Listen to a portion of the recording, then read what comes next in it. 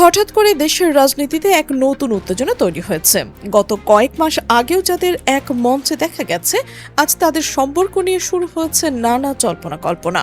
রাজনৈতিক অঙ্গনে এখন সবচেয়ে আলোচিত প্রশ্ন, জামায়াত ইসলামী ও জাতীয় নাগরিক পার্টির মধ্যে কি সত্যি দূরত্ব তৈরি হচ্ছে, নাকি এগুলো কেবল রাজনৈতিক কৌশলের অংশ? জাতীয় নির্বাচনের সময় এই দুই শক্তিকে একই ছাতার নিচে দেখা গিয়েছিল। সেই জোটের লক্ষ্য ছিল ভোটের বিভাজন কমানো এবং একটি সমন্বিত শক্তির হিসেবে মাঠে নামা। কিন্তু নির্বাচন শেষ হওয়ার পর থেকে বিভিন্ন মহলে শোনা যাচ্ছে স্থানীয় সরকার নির্বাচনকে কেন্দ্র করে দুই পক্ষের মধ্যে মতপার্থক্য বাড়ছে। বিশেষ করে মেয়র পদ, উপজেলা চেয়ারম্যান এবং পৌরসভা নির্বাচনের প্রার্থী নির্ধারণের বিষয়টি নিয়ে আলোচনা এখন রাজনৈতিক অঙ্গনের কেন্দ্রবিন্দু। বিভিন্ন রাজনৈতিক সূত্রে দাবি করা হচ্ছে এনসিপি এবার স্থানীয় সরকার নির্বাচনে আরো বড় ভূমিকা চায়। তাদের মতে, জাতীয় নির্বাচনে অংশগ্রহণের অভিজ্ঞতার পর এবার নিজেদের সাংগঠনিক শক্তি পরীক্ষার সময় এসেছে। অন্যদিকে জামায়াত ইসলামপন্থীর অবস্থান হলো প্রত্যেক দলের নিজস্ব সাংগঠনিক সক্ষমতার ভিত্তিতেই মাঠে নিজেদের অবস্থান প্রমাণ করতে হবে। এই অবস্থানের পার্থক্য থেকে কি সম্পর্কের টানাপোড়েন, নাকি এটি শুধুই স্বাভাবিক রাজনৈতিক দর কষাকষি? এ প্রশ্নের নির্দিষ্ট উত্তর এখনো পাওয়া যায়নি। তবে রাজনৈতিক বিশ্লেষকদের মতে জোট রাজনীতিতে এমন মতভেদ নতুন কিছু নয়। এদিকে এনসিপির ভেতরের ভিন্ন মতের আলোচনা রয়েছে বলে বিভিন্ন গণমাধ্যমে খবর প্রকাশিত হয়েছে। একটি অংশ মনে করে জামায়াতের সঙ্গে সমন্বয় বজায় রাখলে রাজনৈতিকভাবে লাভ হতে পারে, আবার অন্য অংশ চায় দলটির স্বাধীন পরিচয় নিয়ে সামনের দিকে এগোক। এই মতপার্থক্যে ভবিষ্যতের রাজনৈতিক সিদ্ধান্তে কতটা প্রভাব ফেলবে সেটা এখন দেখার বিষয়।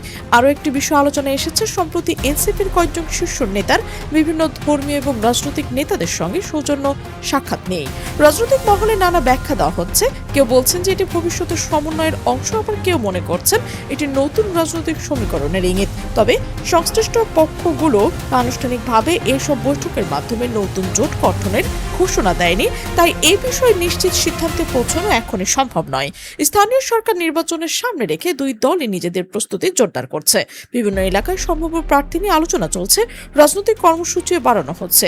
বিশেষ করে ঢাকা উত্তর এবং দক্ষিণ সিটি কর্পোরেশনের নির্বাচনকে ঘিরে আগ্রহ সবচেয়ে বেশি, কারণ রাজধানীর নির্বাচন শুধু একটি সিটির নেতৃত্ব নির্ধারণ করে না, এটি রাজনৈতিক শক্তিরও বড় একটি প্রতীক হিসেবে বিবেচিত হয়। তাই কে কোথা থেকে প্রার্থী হবেন, কোন দল কাকে সমর্থন করবেন, এসব প্রশ্ন এখন আলোচনার কেন্দ্রবিন্দুতে। রাজনৈতিক মহলে আলোচিত কয়েকটি নামও সামনে এসেছে, তবে এখন পর্যন্ত দলগুলো আনুষ্ঠানিক সিদ্ধান্ত পুরোপুরি স্পষ্ট নয়। ফলে অনেক আলোচনায় এখনো রাজনৈতিক জল্পনা বা সম্ভাবনার পর্যায়ে রয়েছে। এদিকে জাতীয় নির্বাচনের ফলাফল নিয়ে নতুন করে আলোচনা শুরু হয়েছে। কিছু বিশ্লেষকরা বলছেন ঢাকার কয়েকটি আসনে জামায়াত ভালো ফল করেছিল, যা তাদের সাংগঠনিক সক্ষমতারই একটি ইঙ্গিত দিচ্ছে। আবার অন্য পক্ষ মনে করছে স্থানীয় সরকার নির্বাচনে অংশ ভিন্ন বাস্তবতায় অনুষ্ঠিত হয়, তাই জাতীয় নির্বাচনের ফলাফল স্থানীয় নির্বাচনে একইভাবে প্রতিফলিত হবে এমনটা নিশ্চিত নয়। বাংলাদেশের রাজনীতির ইতিহাস বলছে অনেক সময় জাতীয় এবং স্থানীয় নির্বাচনের ফল ভিন্ন হয়েছে। ভোটাররা দুই ধরনের নির্বাচনে ভিন্নভাবে সিদ্ধান্ত নিয়ে থাকেন, ফলে সামনের নির্বাচনে কি হবে এখনই তা বলা কঠিন। জোট রাজনীতির আরও একটি বাস্তবতা হলো নির্বাচনের আগে এবং পরে রাজনৈতিক অবস্থান পরিবর্তন হওয়া স্বাভাবিক নয়। কখনো নতুন সমঝোতা হয়, কখনো আবার পুরো জোট ভেঙেও যায়। এই বর্তমান পরিস্থিতিকেও সেই বাস্তবতার অংশ হিসেবে দেখছেন অনেক পর্যবেক্ষক। সবচেয়ে বড় প্রশ্ন হলো, যদি সত্যি দুই দলের মধ্যে দূরত্ব তৈরি হয় তাহলে এর প্রভাব কিভাবে পড়বে। একটি মত বলছেন এতে বিরোধী রাজনৈতিক শক্তির ভোট বিভক্ত হতে পারে। অন্যদিকে আরো একটিদের মত হলো পৃথকভাবে নির্বাচনে অংশ নিলে প্রত্যেক দলই নিজেদের প্রকৃত সাংগঠনিক শক্তি যাচাই করার সুযোগ পাবে। এনসিপির জন্য এটি হতে পারে একটি বড় পরীক্ষা, কারণ নতুন রাজনৈতিক শক্তি হিসেবে তাদের সামনে সবথেকে বড় চ্যালেঞ্জ হবে মাঠ পর্যায়ে নিজেদের সংগঠনকে কার্যকরভাবে প্রমাণ করা। আর জামায়াতের জন্য একটি গুরুত্বপূর্ণ সময়, দীর্ঘদিনের সাংগঠনিক অভিজ্ঞতার স্থানীয় সরকার নির্বাচনেও কতটা কাজে লাগাতে পারবে সেটা দেখার অপেক্ষায় রয়েছে রাজনৈতিক মহল।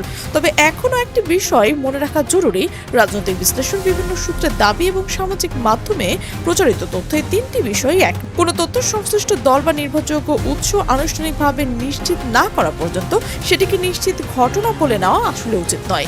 আগামী কয়েক সপ্তাহ বা কয়েক মাসে রাজনৈতিক সিদ্ধান্তই অনেক বড় প্রশ্নের উত্তর দেবে। জোট থাকবে নাকি নতুন সমীকরণ তৈরি হবে, সেটি সময়ই বলে দেবে। একদিকে স্থানীয় সরকার নির্বাচন, অন্যদিকে ভবিষ্যতে জাতীয় রাজনীতির হিসাব, দুই মিলিয়ে বাংলাদেশের রাজনৈতিক অঙ্গনে এখন অত্যন্ত গুরুত্বপূর্ণ একটি সময় পার করছে। তাই এক নজরে থাকবে রাজনৈতিক দলগুলোর পরবর্তী ঘোষণার দিকে। কে কাকে পূর্ণ সমর্থন দেবে, কোথায় কোন প্রার্থী দাঁড়াবে, পুরনো মিত্ররা কি আবার একসঙ্গে থাকবে নাকি আলাদা পথে এগোবে, এসব প্রশ্নের উত্তর হয়তো নির্ধারণ করবে আগামী দিনের রাজনৈতিক সমীকরণ। আপনি কি মনে করছেন, এই মত পার্থক্য কি শেষ পর্যন্ত জোটের ভাঙনের দিকে যাবে নাকি আলোচনার মাধ্যমে সমাধান হবে? আপনার মতামত অবশ্যই মন্তব্যের ঘরে জানাবেন।